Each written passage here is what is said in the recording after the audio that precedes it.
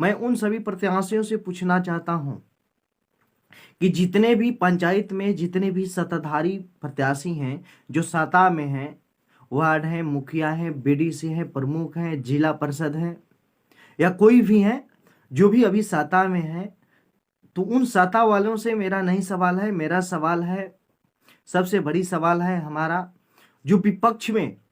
जो उस प्रत्याशी के विपक्ष में जो खड़ा हो रहा है, जो काफी दिनों से अपने आप को पंचायत लेवल पर प्रत्याशी मानता है, वो सोचता है कि मैं जनता के लिए करूंगा, जो जनता के विश्वास दिलाता है। तो मैं उन प्रत्याशियों से पूछना चाहता हूं कि जब से ये 5 साल में जो भी सत्ताधारी हैं, जो सत्ता में, जो मुखिया, वार्ड, जिला परिषद, जो भी प्रत्याशी हैं, आज तक विपक्ष में जो हारे हुए प्रत्याशी हैं, जो नए प्रत्याशी आ रहे हैं, मैं उन प्रत्याशियों से पूछना चाहता हूं कि आप लोग कितने बार उस प्रत्याशियों से सवाल किए हैं, उस प्रत्याशियों से कितने बार सवाल किए हैं जो आपके क्षेत्र में कार्य नहीं किया है। तो उस सत्ताधारी प्रत्याशियों से प्रश्न पूछे हैं कि आप हमारे पंचायत के लिए कार्य क्यों नहीं कर रहे हैं? आखिर क्या वजह है? क्या वजह है कि आप हमारे पंचायत के लिए, हमारे वार्ड के लिए, हमारे क्षेत्र के लिए,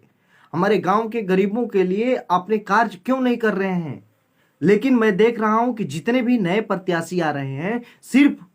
वे चुनाव के इलेक्शन में, जब से पंचायती इलेक्शन जब से चालू हो गया है, जब उसका समय नजदीक आ गया है, तो सभी ने अपना अपना पोस्टर मरवाकर सभी अपने गांव के क्षेत्रों में पोस्टर मरवा दिया है कि मैं इस पद से आ रहा हूं। लेकिन वे 4 साल क्या कर रहे थे? 4 साल कहां थे? आखिर अपने पंचायत के लिए तुमको विकास की चिंता होती, तुम अपने पंचायत के गरीबों के, किसानों के, दलितों की, हर व्यक्तियों के जब तुम्हें चिंता होती कि हमारे क्षेत्र में विकास करना है, हमारे क्षेत्र में हम जीतेंगे तो इस ढंग से परिवर्तन करेंगे, अपने पंचायत को, अपने क्षेत्र को एक विकासशील क्षेत्र बनाएंगे, तो आपने 4 साल अपने पंचायत के लिए, अपने क्षेत्र के लिए आवाज उठाते, अपने परिवार के लिए लड़ाई लड़ते, उनके साथ आप हमेशा साथ लेकर, उनके किसी भी काम की वजह से, कोई भी काम छोटा हो या बड़ा हो, उस काम को लेकर आप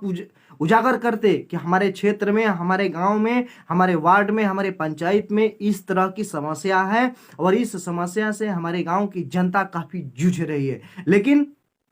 जितने भी नए प्रत्याशी हैं, 4 साल कमाने का, जनता को लूटने का, जनता को तबाह करने का, दारू बेचने का, लोगों को धमकाने का काम किया है। और जब से चुनाव आया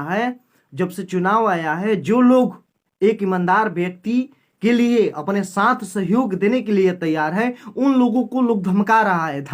है। और जो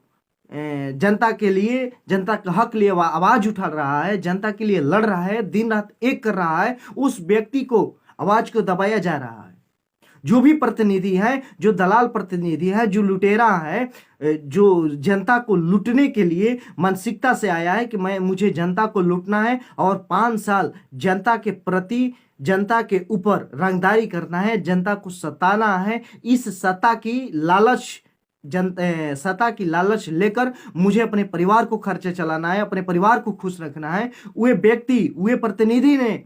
एक सामाजिक कार्यकर्ताओं को, एक सामाजिक व्यक्तियों को जो अपने हक के लिए, अपने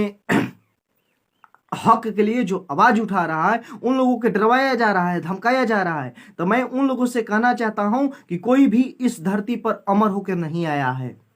कोई भी व्यक्ति हो इस धरती पर अमर होकर नहीं आया है। किसी को भी एक दिन न एक दिन मृत्यु होनी है, लेकिन किस ढंग से होगी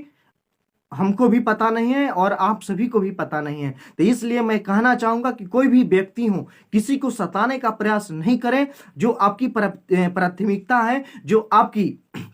चुनाव लड़ने की जो नियम है, जो स्टाइल है, आप उसी स्टाइल से लड़िए। अगर आप चाहते हैं कि मैं सिर्फ चुनाव में आकर जनता की मदद करने का नाम ढोंग करूं और उस ढोंग से अपने क्षेत्र में प्रत्याशी बनने की कार्य करूं, तो आपको कोई नहीं रोक रहा है। आप उसी बहुरूपिया के रूप में आइए और जनता को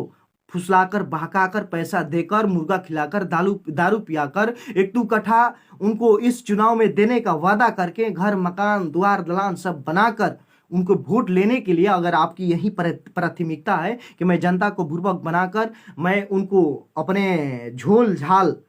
वादा करके उनसे जनता को फंसाकर मैं अपनी सत्ता ग्रहण कर लूंगा, तो आप करिए। आपकी इस बात की जवाब आपकी जनता देगी। आपको इस सत्ता की जो